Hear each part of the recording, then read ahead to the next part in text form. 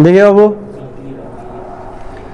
हम लोग आज पढ़ेंगे नदी के बारे में। नदी के बारे में तो पढ़ेंगे ही, उसके बाद से सबसे महत्वपूर्ण जो टॉपिक है उस आज वाला है गंगा नदी। ठीक है, आज हम लोग को पढ़ना है किस चीज़ के बारे में? गंगा नदी के बारे में। तो गंगा नदी तो नदी है, लेकिन पहले नदी के बारे में कुछ जान जाते हैं कि नदियों से क्या लाभ है, नदियों के ऊपर समस्याएं क्या है, नदी कहते किसे हैं। ठीक है ना, उसको पहले हम लोग जान जाएंगे, उसके बाद हम लोग जानेंगे क्या? गंगा नदी। ठीक है, नदी पढ़ना है। नदी में क्या पढ़ना है? गंगा नदी।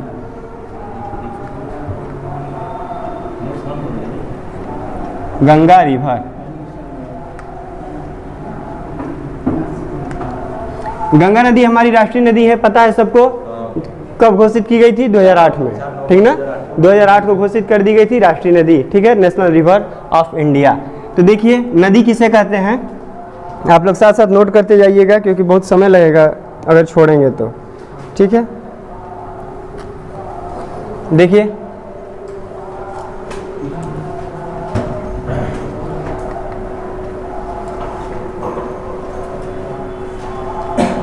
परिभाषा।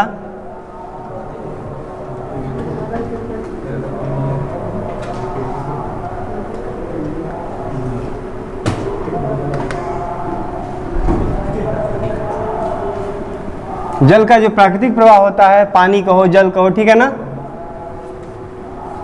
जल के या पानी के प्राकृतिक प्रवाह को क्या कहा जाता है? नदी कहा जाता है। जल या पानी के प्राकृतिक प्रवाह को नदी कहा जाता है। और इसी को, अगर ये प्राकृतिक प्रवाह है, ठीक है, नेचुरल फ्लो होता है, अगर इसको अगर ये आर्टिफिशियल फ्लो होता है तो क्या कहा जाता है? नहर कहा जाता है, कैनाल कहा जाता है। ठीक है ना, अगर ये प्राकृतिक प्रवाह न होकर आर्टिफिशियल अगर फ्लो होता, ठीक है ना, अगर कृत्रिम प्रवाह होता तो इसको हम लोग क्या कहते हैं? नहर कहते हैं। ठीक है, अब नदियों से लाभ देख लेते हैं।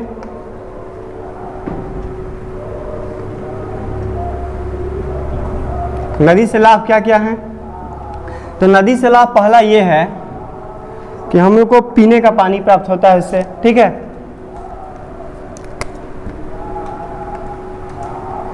सबसे पहली बात यह है कि पेयजल,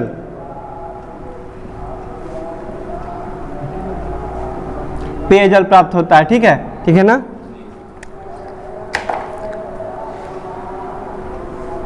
खाद्य पदार्थ भी इससे प्राप्त होते हैं। अब खाद्य पदार्थ के रूप में मान लीजिए गेहूं और जौ तो होगा नहीं गंगा जी में, लेकिन जैसे मछलियाँ प्राप्त हो सकती हैं। ठीक है ना, समुद्री जीव कुछ लोग खाते हैं तो वो भी मिल सकता है इसी से। ठीक है ना, विद्युत उत्पादन में, ठीक है ना,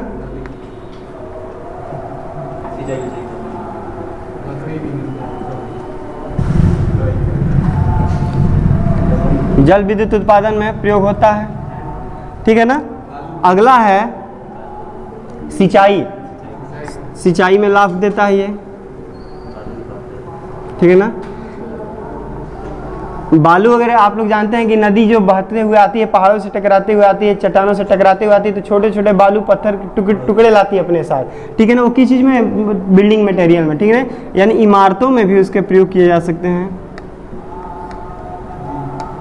ठीक है ना, यानी पेयजल प्राप्त होता है उससे, खाद्य पदार्थ प्राप्त होता है, मछली वगैरह आप लोग ब्रैकेट में लिख लीजिएगा। ठीक है ना, जल विद्युत उत्पादन में, ठीक है ना, यानी बिजली बनाने में, सिंचाई का इरिगेशन के रूप में, और इमारतों में। ठीक है ना, ये है नदियों से लाभ। ठीक है ना, अब नदी की समस्याएं क्या क्या हैं ये जान जाए हम लोग।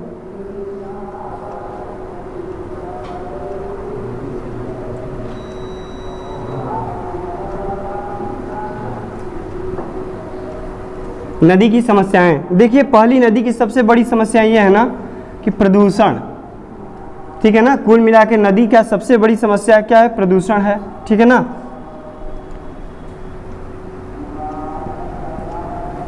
प्रदूषण कहने का अर्थ है कि जो भी हम लोग का जो सीवेज होता है, ठीक है ना, जो हम लोग अपना कोई भी जो घरेलू अपशिष्ट होता है उसको हम लोग क्या कहते हैं? नदी में प्रवाहित कर देते हैं ना, वो सबसे बड़ा जहर है इस नदी के लिए। ठीक है ना, वही प्रदूषण है। ठीक है ना,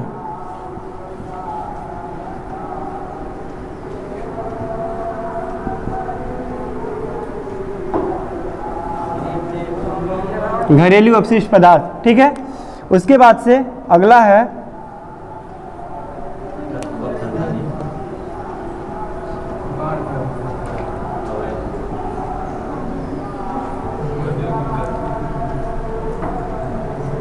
औद्योगिक प्रदूषण यानी जितनी भी कंपनियां होती हैं उससे जो, जैसे पीतल की फैक्ट्री है, तांबे की फैक्ट्री है, उसका जो हम लोग नदियों में सीवेज डाल दे रहे हैं, ठीक है ना, जो नदियों में उसकी गंदगी जा रही है वो भी क्या है, गंदगी फैलाती है गंगा जी में। उसके बाद से सबसे बड़ी बात यह है ना कि बड़े बड़े बांध जो बनाए गए हैं वो भी समस्या खड़ा करते हैं, नदियों को प्रदूषित करते हैं,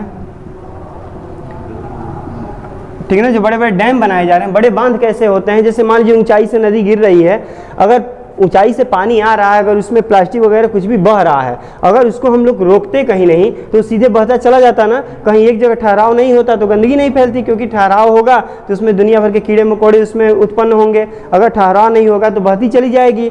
बड़े बड़े बांध बनाने से क्या हुआ, बीच बीच में नदियों में क्या आने लगा, रुकावट आने लगा, इसलिए जो जितने पदार्थ होते हैं, अपशिष्ट पदार्थ होते हैं, वो जमे होते गए, इसमें बैक्टीरिया, दुनिया भर के गंदगी वाले पदार्थ आते गए, गंदगी वाले जीव जानवर उसमें उत्पन्न हुए और इसी के कारण क्या हो गई, प्रदूषित हो गई। तो नदियों की समस्या ये भी है। ये प्रदूषण हेडिंग भले दिए हैं इसमें, लेकिन आप लोग समझिए कि पूरा टोटल अगर मेजर रीजन कहा जाए नदी की समस्या तो सबसे बड़ा प्रदूषण है, ठीक है। जैसे कानपुर में आप लोगों को बताए थे पीतल की फैक्ट्री जो है उसका संबंध सीधे गंगा जी में किया गया है, ठीक है। अब धीरे धीरे सरकार उसकी योजना बना रही है, उसको हटाया भी जा रहा है, लेकिन जो कानपुर की जो पीतल फैक्ट्री, उसके बाद से आप लोग बताए थे गंदगी होने वाली नदी में सबसे बड़ी चीन की नदी है, ठीक है ना, सियांगटी नदी में सबसे ज़्यादा प्लास्टिक का प्रदूषण बहता है, सबसे ज़्यादा प्लास्टिक बहाने वाली नदी सियांगटी नदी है।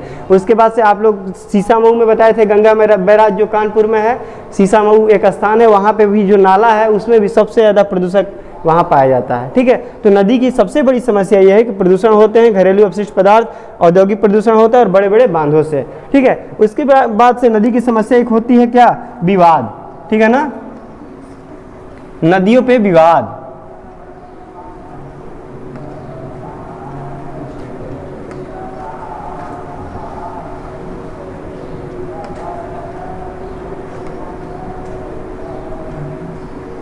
ठीक है ना, विवाद जिसको डिस्प्यूट कहा जाता है, ठीक है। तो देखिए जो नदी पे विवाद है ना, दो तरह से हो सकता है, ठीक है। दो तरह से कैसे हो सकता है, एक होता है राज्य से राज्य के बीच में, ठीक है ना, स्टेट टू स्टेट, ठीक है, एक स्टेट टू स्टेट होता है और एक कंट्री टू कंट्री। ये विवाद किस चीज़ के कारण है, आप लोग यहाँ लिख लीजिएगा, पानी का दोहन, यानी पानी का प्रयोग करने के लिए समस्या है कि आप इतनी नदी है, अगर आगे से बहती हुई आ रही हैं तो आप आधा से अधिक यूज कर ले रहे हैं, हमारे पास कम पहुंच रही है, तो ये समस्याएं बनी रहती है, इसी कारण नदियों पर विवाद होता रहता है। लेकिन नदियों पर विवाद कैसे कैसे होता है कि स्टेट टू स्टेट यानी राज्य से राज्य का विवाद होता रहता है, कंट्री टू कंट्री, हर देश का किसी देश के साथ जो पड़ोसी देश है जिसकी अगर नदी से वो स्वतंत्र जुड़े हुए हैं एक दूसरे से, तो ये प्रवाह होता रहेगा और ये विवाद भी होता रहेगा, ठीक है।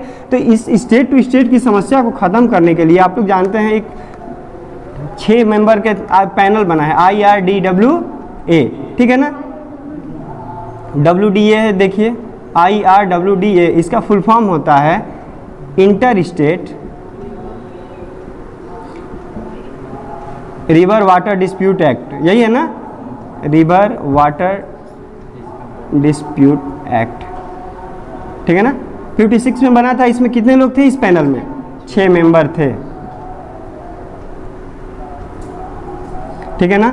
IRWDA बना 1956 में। इसमें यह हुआ कि आप लोग को जो कोई भी समस्या होगी, अगर नदियों से विवाद हो गया तो कौन समस्या सुलझाएगा, IRWDA, यही संस्था आपका 6 लोगों की पैनल रहेगी, 6 लोगों का समूह, यही आपकी समस्या को सुलझाएगी। और हाँ, इसकी सबसे मुख्य बात यह है कि इसका जो फैसला होगा ना, सुप्रीम कोर्ट और हाई कोर्ट भी कुछ जजमेंट इसका नहीं दे सकता है, ये स्वतंत्र होते हैं, यही इन्हीं का फैसला मानना पड़ेगा, ठीक है ना। हाँ, यानी इसमें नोट करके लिख लीजिएगा कि सुप्रीम कोर्ट है और हाई कोर्ट है, इन दोनों का इसमें कोई वर्क नहीं होता है, कोई योगदान नहीं होता है, क्योंकि इसका फैसला इसमें नहीं माना जाएगा।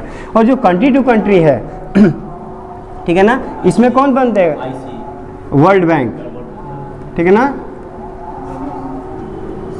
विश्व बैंक इसका फैसला करेगा। जैसे पाकिस्तान के साथ विवाद हम लोग की थी ना भारत की, तो 6 नदियों का विवाद था, ठीक है ना। अगर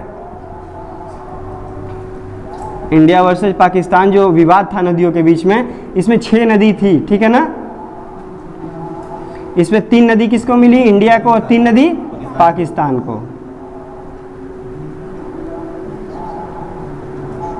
ठीक है ना। और ये कब हुआ था विवाद? 1960 में, ठीक है। 1960 में विवाद हुआ था नदियों को लेकर भारत और पाकिस्तान के बीच में। तो यही फैसला हुआ कि 6 रिवर में से 3 रिवर जो होगा भारत के पास होगा, और 3 रिवर का पानी का कौन यूज करेगा? पाकिस्तान। इससे समस्या भी सुलझ गई, कोई दिक्कत नहीं हुआ, ठीक है। तो आगे हम लोग हेडिंग देंगे गंगा नदी। गंगा नदी के बारे में पढ़ते हैं, क्योंकि हमको पढ़ना गंगा ही नदी था, लेकिन हम लोग गंगा नदी किसे कहते हैं, नदी से लाभ क्या है, नदी की समस्याएं क्या क्या हैं, प्रदूषित कैसे होती हैं, इससे कैसे क्या क्या किस प्रकार के विवाद आते हैं, ये पढ़ना जरूरी था। इसको नोट कर लीजिए, आगे हम बताते हैं गंगा नदी।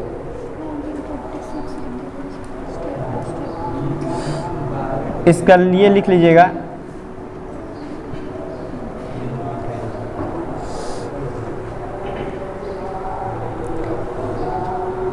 देखिए आगे कंटिन्यू करते हैं। गंगा नदी,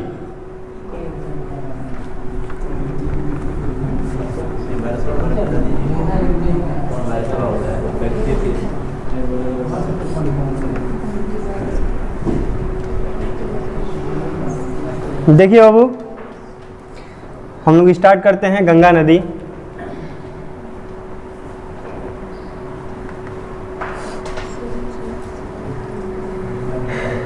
गंगा नदी में सबसे पहली बात यह भारत की सबसे लंबी नदी है, ठीक है।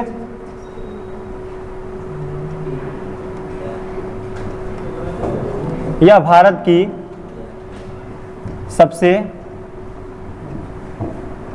लंबी नदी है। अगर इसकी लंबाई पूछा जाए,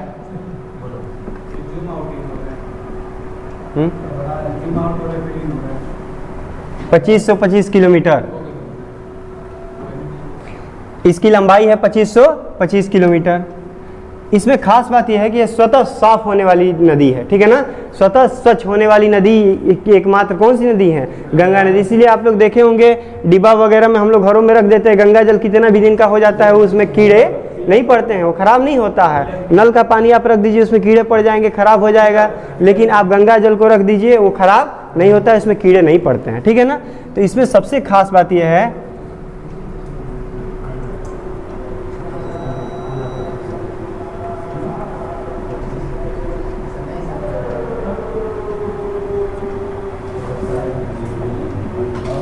यह स्वतः साफ होने वाली नदी है। ये स्वतः साफ होने वाली नदी क्यों है? क्योंकि इसमें एक प्रकार का वायरस पाया जाता है, ठीक है ना, ठीक है ना। विषाणु का नाम देखिए लिख दे रहे हैं, बैक्टीरियोफेज, ठीक है ना। बैक्टीरियोफेज भी कोई कहता है, बैक्टीरियोफेज कहता है, ठीक है। इसमें एक प्रकार का विषाणु पाया जाता है जिसको बैक्टीरियोफेज कहते हैं। इसी के कारण ये क्या होता है, जो बैक्टीरियोफेज होता है ना, जो डीओ होता है, डिसॉल्व ऑक्सीजन, यानी जो जल में घुलनशील जो होता है ना ऑक्सीजन, जल में जो घुलित ऑक्सीजन होते हैं, ठीक है ना, ऑक्सीजन समझ जाइएगा, जो जल में घुलनशील ऑक्सीजन होते हैं उसकी कमी को क्या कर उसको कम कर देता है ये बैक्टीरियोफेज होने के कारण। क्योंकि ये तो वायरस है, बैक्टीरियोफेज होने के कारण जल में घुलनशील जो होते हैं ऑक्सीजन, वो क्या हो जाती है, उसकी मात्रा कम हो जाती है। उसकी मात्रा कम हो जाने से जो जलीय जीव हैं, ठीक है ना, जी इस बैक्टीरियोफेज का काम क्या है, ठीक है ना, बैक्टीरिया को मारना, ठीक है ना।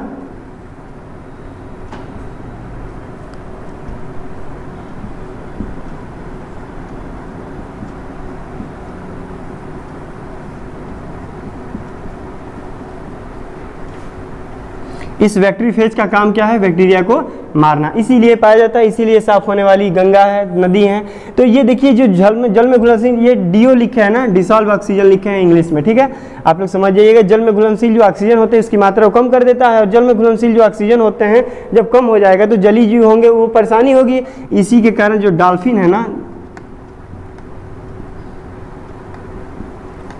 आए दिन लगभग विलुप्त हो चुकी है, विलुप्त के कगार पे है, ठीक है ना, डॉल्फिन मछली। इसी के कारण, क्योंकि उसको पर्याप्त मात्रा में ऑक्सीजन नहीं मिल पा रहा है, ठीक है ना। जो डीओ की कमी के कारण जो जलीय जीव होते हैं, जैसे डॉल्फिन है, वो विलुप्त के कगार पे लगभग विलुप्त हो चुकी है, ये समझिएगा, ठीक है। इसी के कारण गंगा नदी पे, ठीक है।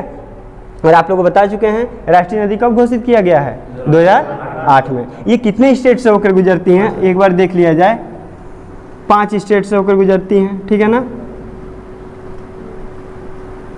सबसे पहले आप लोग को पता है उत्तराखंड से निकलती हैं, तो उत्तराखंड में होंगी, फिक्स है, ठीक है ना।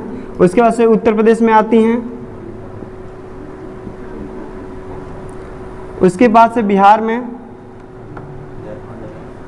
कुछ लोगों का कहना है कि झारखंड में गंगा जी नहीं है, ठीक है ना, लेकिन झारखंड में स्थान याद रखना, इसीलिए आप लोगों को झारखंड जानबूझ के लिखवाए हैं। आप लोग स्थान याद रखिएगा, साहेबगंज एक स्थान है,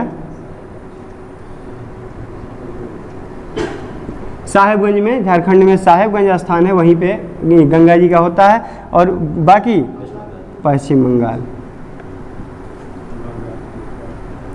पश्चिम बंगाल। अब पश्चिम बंगाल के बाद जहाँ गिरती हैं वो कहाँ, बांग्लादेश में, यानी बंगाल की खाड़ी में, बांग्लादेश में। और बांग्लादेश में इस गंगा नदी को क्या कहा जाता है, पद्मा कहा जाता है, ठीक है ना।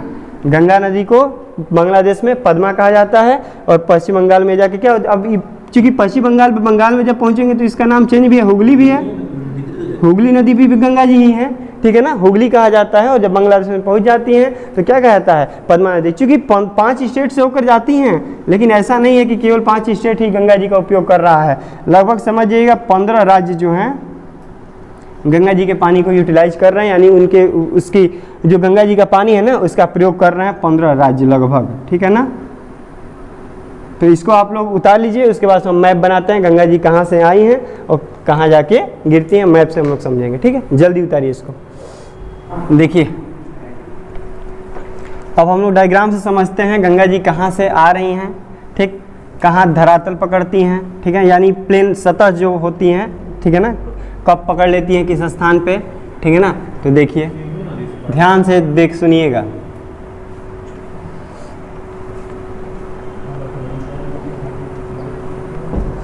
गंगा नदी का डायग्राम हम लोग समझे कि कहाँ से आती हैं, ठीक है ना, कैसे कैसे बनती हैं ये। सबसे पहले देखिए 2 ठे ग्लेशियर होता है, ठीक है ना,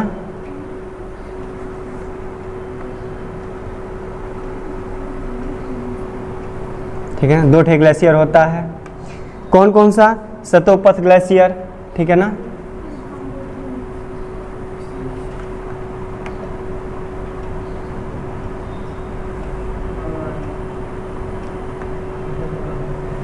सतोपथ ग्लेशियर और गंगोत्री ग्लेशियर, ठीक है ना। ध्यान से समझिएगा इसको।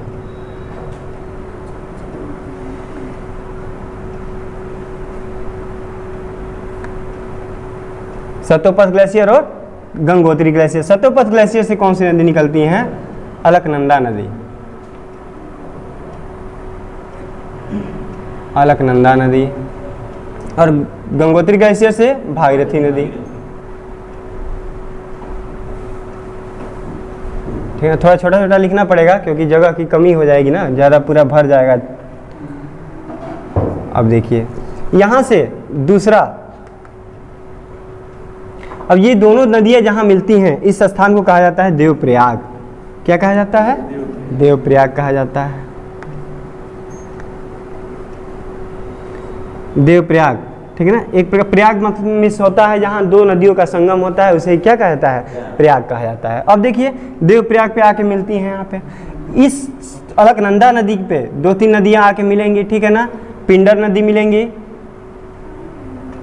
ठीक है ना, धौली गंगा मिलेंगी, ठीक है ना,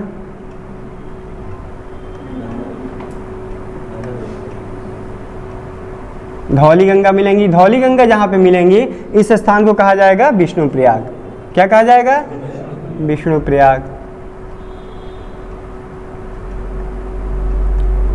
दिख भी बढ़िया से अगर लिखा हुआ समझ में ना आ रहा हो तो बता भी, इसलिए बोलते जा रहे हैं, ठीक है ना। धौली गंगा जहाँ पे मिलती हैं आके कहा, क्या कहा जाता है, विष्णुप्रयाग। उसके बाद से पिंडर नदी आके मिलती हैं, ठीक है ना। कौन सी नदी, पिंडर नदी। पिंडर नदी आके जहाँ मिलती है वहाँ पे कौन सा प्रयाग होता है, कर्णप्रयाग।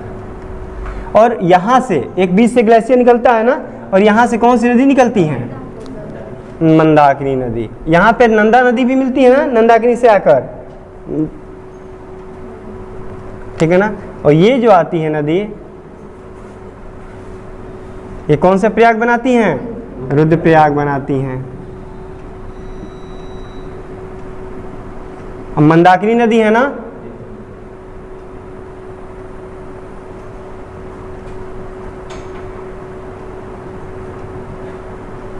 नंद प्रयाग भी होता है, नंद प्रयाग भी होता है ना। नंद प्रयाग में कौन सी नदी आके मिलती हैं?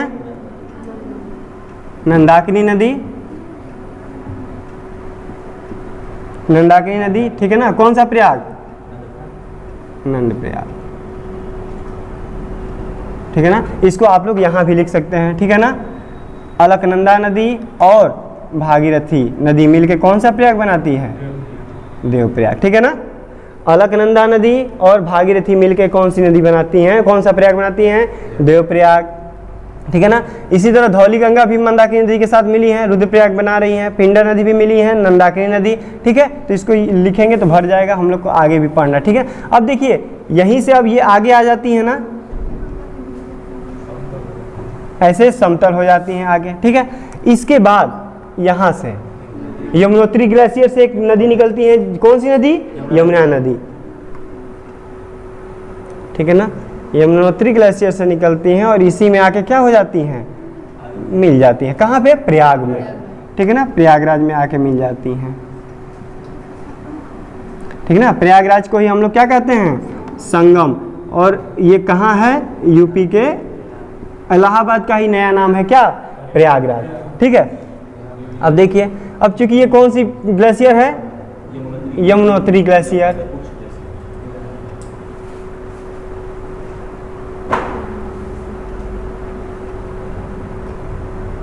इसका दूसरा नाम बंदरपूछ ग्लेशियर भी है, ठीक है ना।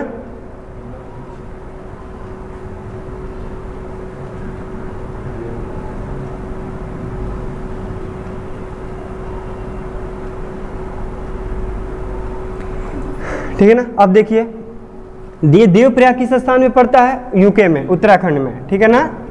गढ़वाल नामक स्थान है यूके में। यहाँ से जब यूके में आ जाती है ना, उत्तराखंड में ही आके ये क्या हो जाती हैं? समतल हो जाती हैं, ठीक है ना। और इसी समतल स्थान पे जो समतल होती है ना, यहीं पे इसका क्या नाम दिया जा रहा है? गंगा नदी, ठीक है ना। यानी देवप्रयाग में आकर नदी का, इस नदी का नाम क्या हो गया? गंगा नदी हो गया। अब जो यमुना नदी है ना, गंगा की सबसे बड़ी सहायक नदी कौन सी नदी है? यमुना नदी।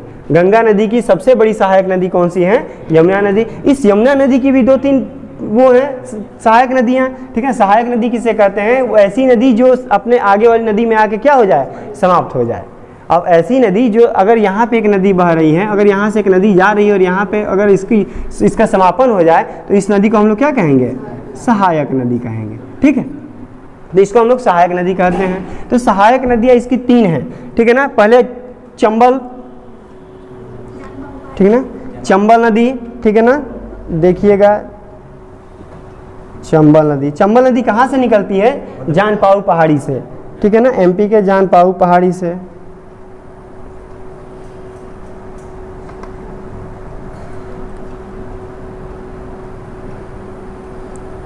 समझ नहीं आएगा इसलिए बोलते जा रहे हैं, जानपाऊ पहाड़ी, ठीक है ना।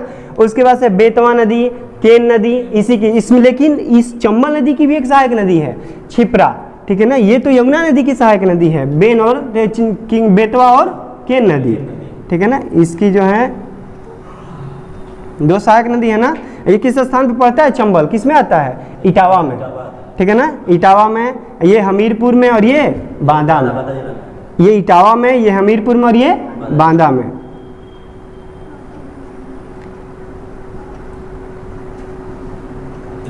ठीक है ना। अब देखिए चंबल नदी की एक सहायक नदी है तो थोड़ा एकदम, ठीक है ना। यहाँ पे चंबल नदी भी आके बनाती है, यहाँ पे सहायक नदी छिप्रा। छिप्रा नदी कहाँ से निकलती हैं? कारकी बड़ी पहाड़ी,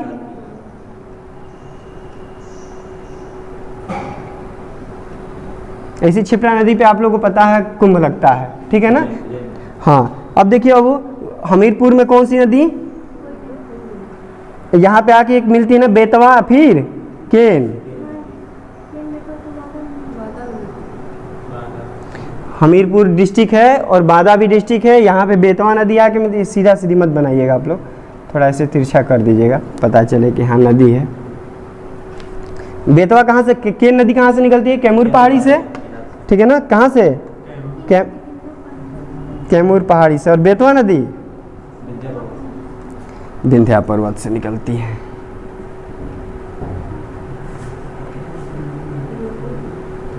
ठीक है ना।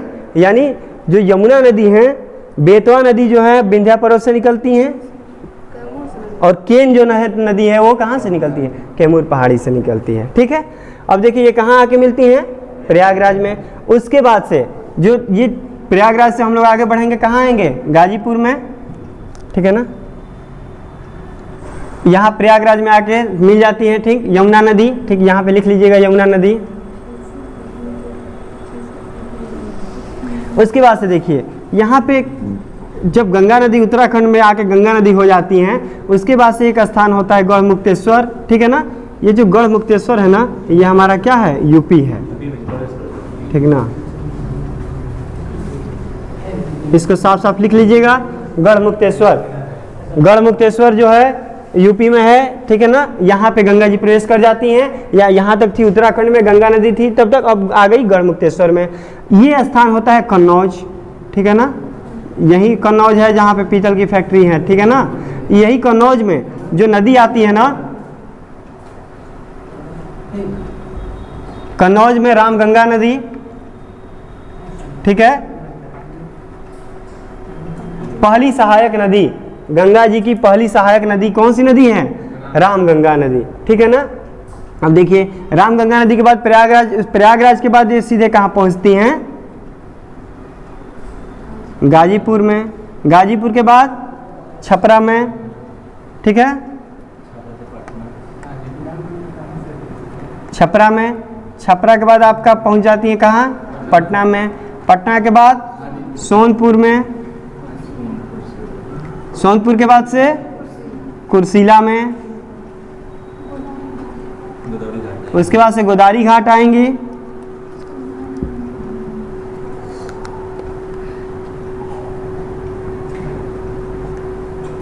और उसके बाद से बंगाल की खाड़ी में गिर जाएंगे। ठीक, अब देखिए ये जो शहर है, गाजीपुर है, छपरा है, पटना है, सोनपुर है, कुर्सिला, यहाँ पे कुछ नदियों की, कुछ सहायक नदियाँ भी हैं इस गंगा नदी की आके मिलेंगी। अब जैसे आप लोग गाजीपुर में कौन सी नदी आके मिलती हैं, गोमती नदी। कहाँ से निकलती है, फुलहर झील से। ठीक है ना, गोमती नदी जो है इसमें आके मिलती हैं।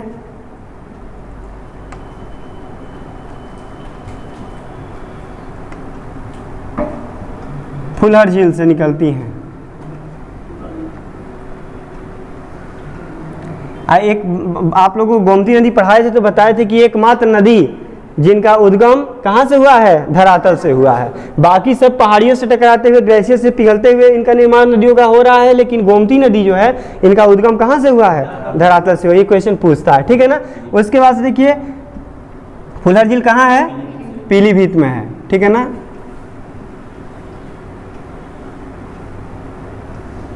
मात्रा मिलाते रहिएगा आप लोग, पीलीभीत है। ठीक, ये बता दे रहे हैं। छपरा में घाघरा नदी आके मिलती हैं। ठीक है ना, अब देखिए घाघरा नदी भी दो नदियों से होकर मिलती हैं यहाँ पे। ठीक है ना, ठीक है ना, एक घाघरा नदी, ठीक, और एक शारदा नदी। घाघरा नदी और शारदा नदी। शारदा नदी किस ग्लेशियर से निकलती हैं, मिलाप ग्लेशियर से। ठीक है ना,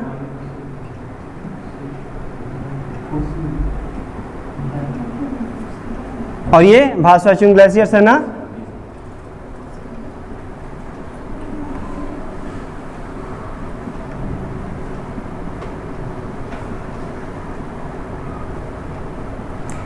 ठीक ना, कोई भारचा चुंग भी कहता है। ठीक है ना, कहीं कहीं आप लोग देखिएगा भारचा चुंग भी लिखा होगा, कहीं भास्वा चुंग लिखा होगा। ठीक है ना, जो भी हो आप, इसलिए दोनों बता दे रहे हैं, भारचा चुंग भी या भास्वा चुंग भी, जो भी नाम आए आप लोग टिक करिएगा, क्योंकि वैज्ञानिक नहीं बनना है, हम लोग को क्वेश्चन टिक करना है।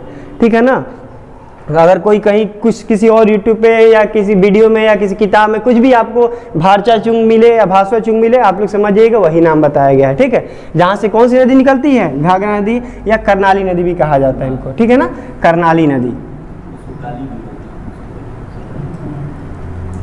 अब देखिए पटना को ध्यान से समझिएगा, पटना में कौन सी नदी, सोन नदी।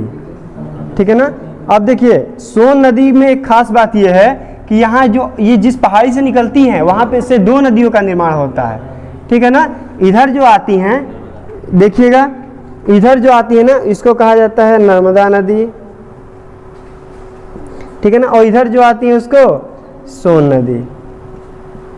यानी ऐसी पहाड़ी जहां से जो दो नदियों का उद्गम होता है और दोनों का दिशा क्या होता है, विपरीत होता है। ये कौन सी पहाड़ी है,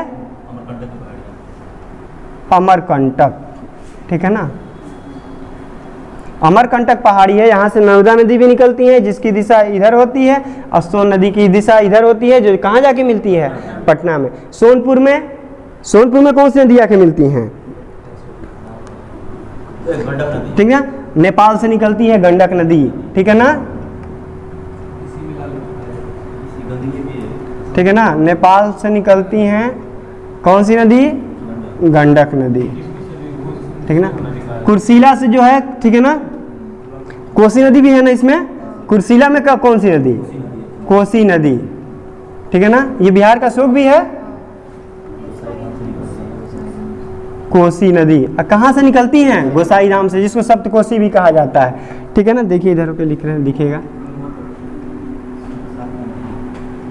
गोसाई धाम से निकलती हैं, इसको क्या कहता है, सप्तकोसी भी कहा जाता है,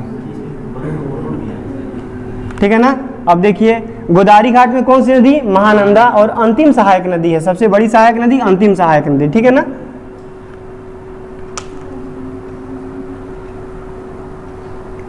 ठीक है ना, गोदावरी है ये, ध्यान दीजिएगा। यहाँ पे कौन सी नदी है, महानंदा, ठीक है ना। महानंदा दार्जिलिंग पहाड़ी से निकलती है ना, दार्जिलिंग पहाड़ी से निकलती है।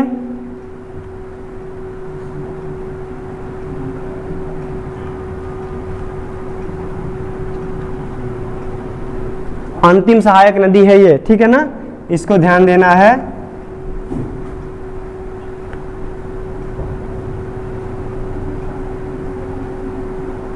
अंतिम सहायक नदी, और ये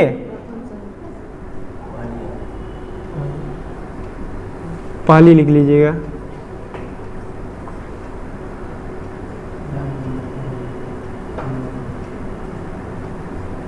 पाली सहायक नदी, और वो कौन सी है, अंतिम सहायक नदी, ठीक है ना। यही दार्जिलिंग पहाड़ी से जब महानंदा नदी से भेंट हो जाता है और उसके बाद से कहाँ गिर जाती है ये, बंगाल की खाड़ी में, यानी बंगाल की खाड़ी में गिर जाती हैं। यही बांग्लादेश में जो चली जाती हैं, बांग्लादेश में इसका क्या नाम दे दिया जाता है, बांग्लादेश में जाके ये कौन सी नदी हो जाती है, पद्मा नदी, ठीक है ना। हुगली नदी में भी बटी है ना पश्चिम बंगाल में, ठीक है। तो अगर इसमें से देखिए 2-4-10 क्वेश्चन पूछा जाए, ठीक है ना, कौन कौन से जो इंपॉर्टेंट क्वेश्चन होते हैं, ये तो बन गया। 2-3 इंपॉर्टेंट जो क्वेश्चन होते हैं कि अगर पूछा जाए कि गंगा नदी की सबसे बड़ी सहायक नदी कौन सी है, यमुना नदी। उसके बाद से अंतिम सहायक नदी कौन सी है, महानंदा नदी। पहली सहायक नदी कौन सी है, रामगंगा नदी। बांग्लादेश में क्या कहा जाता है इसको, पद्मा नदी। अमरकंटक से कौन सी नदी निकलती है, सोन नदी और नर्मदा नदी, ठीक है। ये कंप्लीट हुआ, इसको बढ़िया से ड्रा कर लीजिए, बढ़िया समझ लीजिएगा। आज के लिए इतना ही, एंजॉय योर डे।